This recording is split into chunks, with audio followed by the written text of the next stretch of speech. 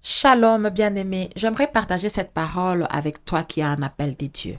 Ne laisse personne te faire douter de l'appel des dieux sur ta vie.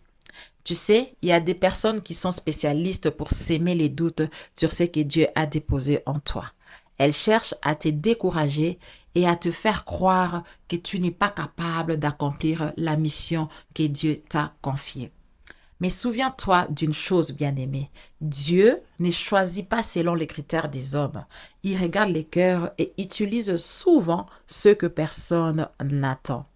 La parole de Dieu nous dit dans Ésaïe 60, verset 22, si je ne me trompe pas, le plus petit deviendra un millier et le moindre une nation puissante.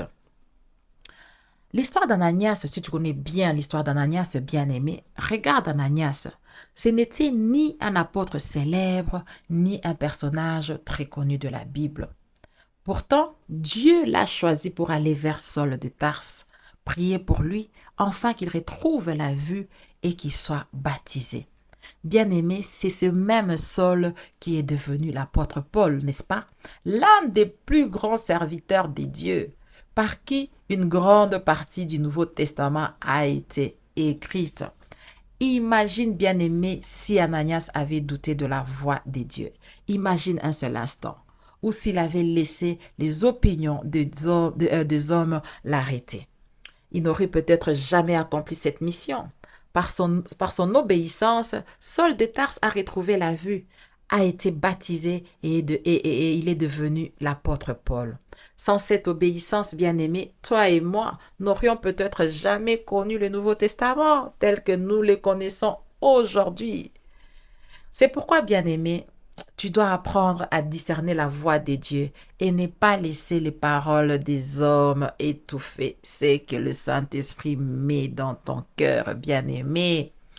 Et à toi qui doutes de l'appel des autres, fais attention.